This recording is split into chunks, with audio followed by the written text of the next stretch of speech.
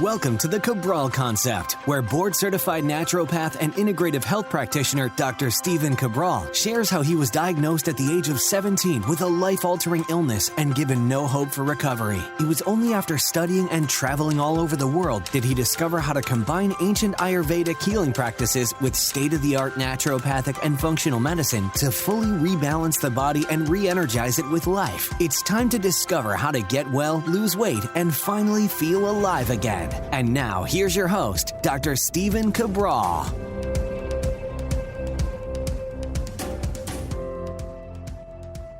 Welcome back, everyone. We're here today with a Training Thursday episode number 2253 of the Cabral Concept. Thank you so much for joining me here today. And on this Training Thursday, what we're going to do is provide you over the next 3 weeks. So definitely stay with me. We're going to do a 3-part series on this whole thing being fat adapted or becoming fat adapted. And I honestly believe that over these 3 episodes, we're going to keep them super short, probably like 12 to 15 minutes, so that even if you wanted to, you can kind of go back and just binge listen those 3 shows and really understand what this process of being fat adapted really means.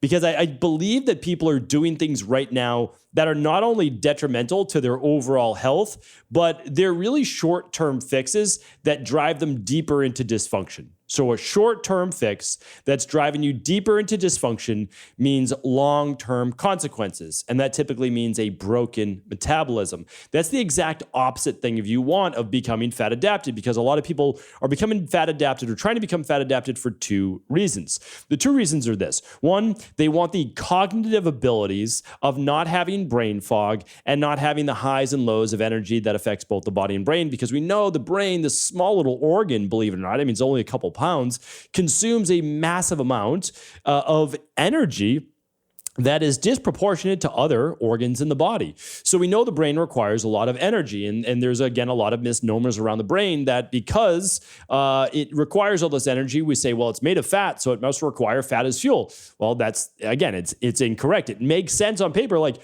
your brain is 90% fat, so that means that your diet should be 90% fat. I've heard that like many, many times. That's not how it works, right? Just because the brain is made of fat doesn't mean its preferred fuel source is fat. It can certainly use ketones, which are broken down fatty acids, not necessarily fats, but broken down fatty acids, yes, but its preferred fuel source is glucose. Now, right away, when I say that, people say, well, does that mean you recommend that a 90% carb diet? I do not, right? I do not. What I recommend is balance. That's what we're going to be talking about over the next 3 shows and really breaking this down. Again, you have to understand that just because something is made of a certain substance doesn't mean that its preferred fuel source is that thing. For example, your muscles, well, your muscles are made out of what? Proteins, tissue, but they can use both oxygen, they can use carbs, they can use, meaning glucose, as a fuel source. It doesn't mean that they don't need, though, protein and fats to be able to make up their actual structure. A big one is your cell membranes, right? So not all of them, but the majority of the cell membranes, or at least when we're talking about red blood cells, we're talking about a fatty lipid membrane, right? We're talking about a membrane that's essentially hard fats and soft fats that dictates what's allowed into the cell itself, such as glucose, right? But that doesn't mean that the cell needs all fat in order to make the actual red blood cell itself. That is, again, not how it works. So what I want to go over today is how do we use energy so that we don't have highs and lows, that you actually wake up with energy, that you don't need caffeine to fuel your day, and that you can burn all the fat you want based on understanding how your body works. So the whole goal with the Cabral concept is to simply teach. That is it. What you do with the information is up to you. Like, honestly, who you follow. A lot of people say, well, was this show directed to so-and-so? And I'm like, I don't even know that person. Like, none of my shows are directed against anyone at all. That's not what I believe in. I actually believe in raising up this industry. A lot of people have changed their viewpoints on certain diets, like the carnivore diet. They've now incorporated more fruits, and they've incorporated different vegetables, and they've incorporated other forms of healthy fats. And I think that's great. Like, you have to understand is I want people to be healthy at the end of the day. So if we can get more aligned as to what true health is, well, then ultimately, if our goal is to help people, right? Hopefully that's all of our goal of people in the position to be able to have influence, the goal should not be about profit over people. The goal should be people over profit.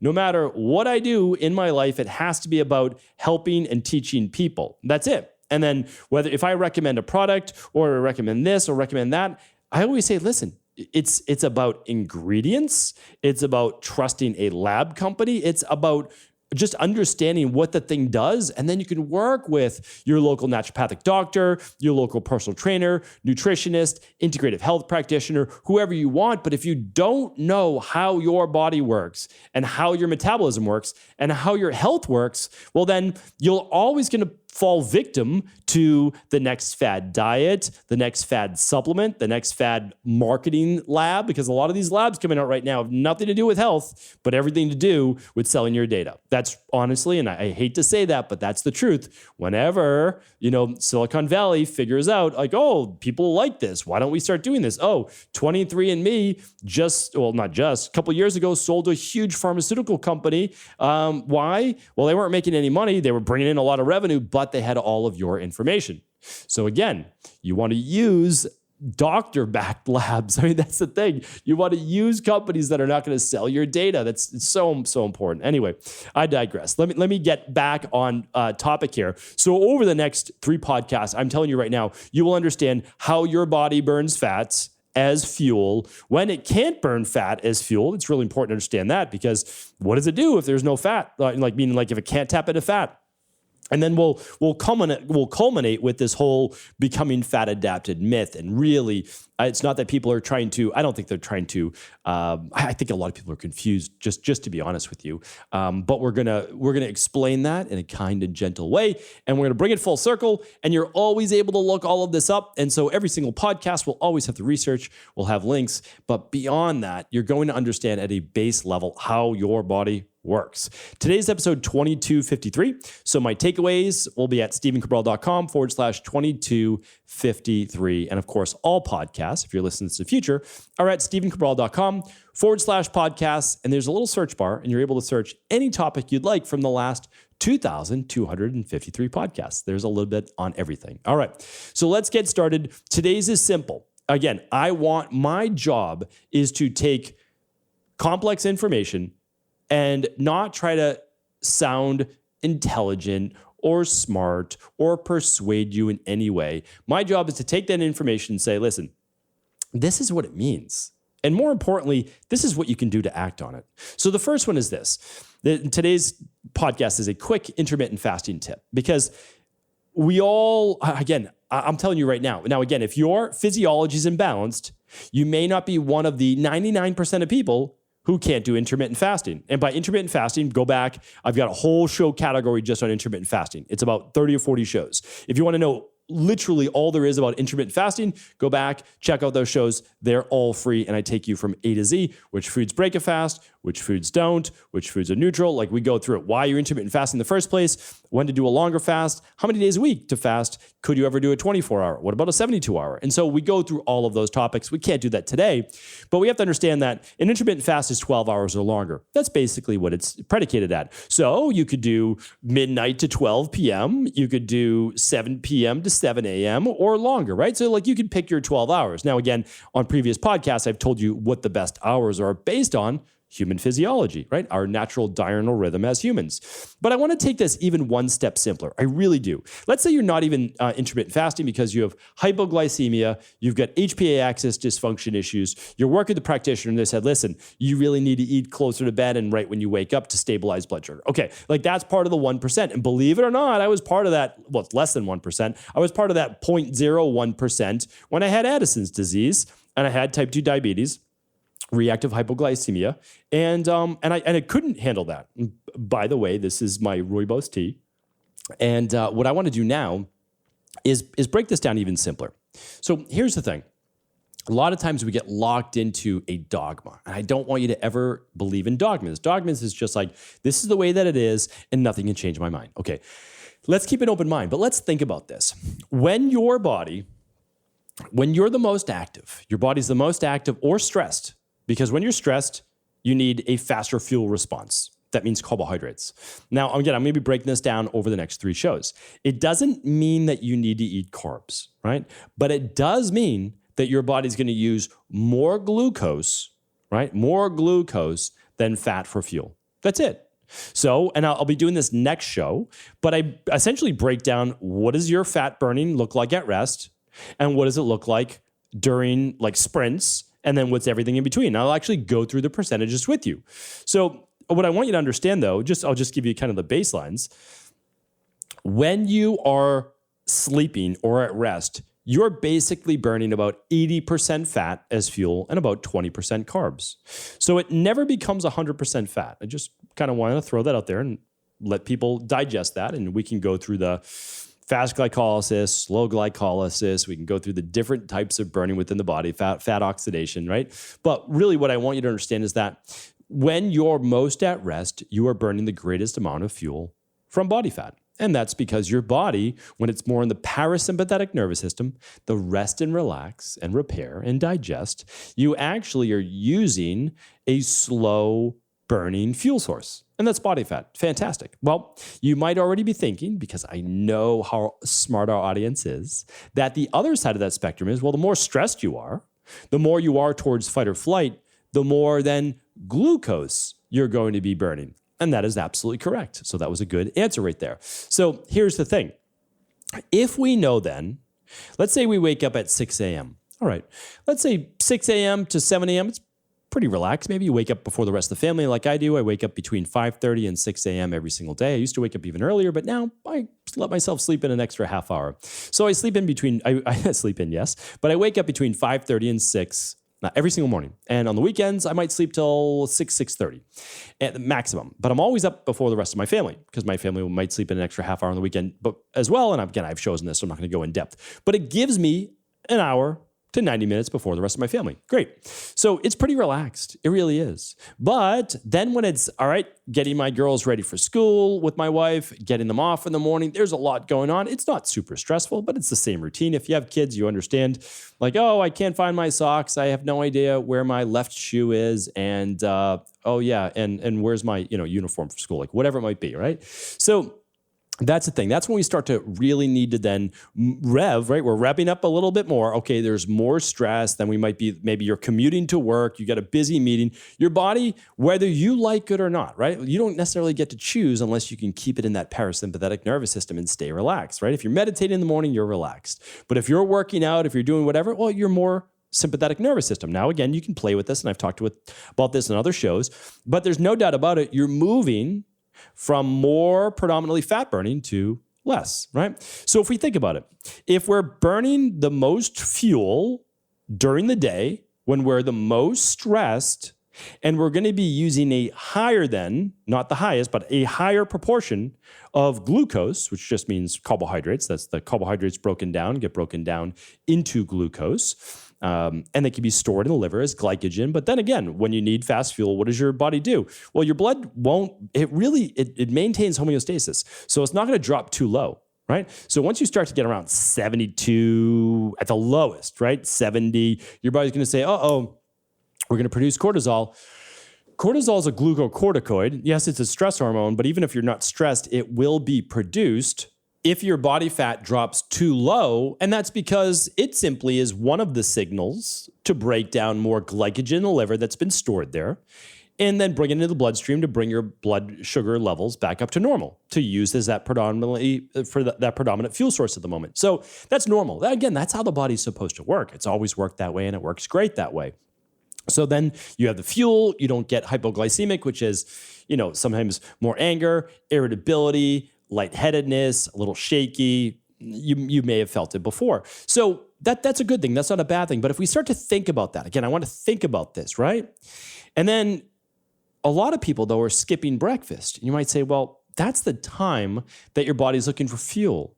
And if you don't give it fuel and you ask it to run on its own reserves, well, what does it do? Well, again, you can't say I'm only going to run off fat because I'm going to be fat adapted. No, because we know now as we move more towards the fight or flight, we naturally are going to burn more glucose. Nothing wrong with that, okay? That's just how the human body works. That is, you can't switch that off, right? That is how the body works.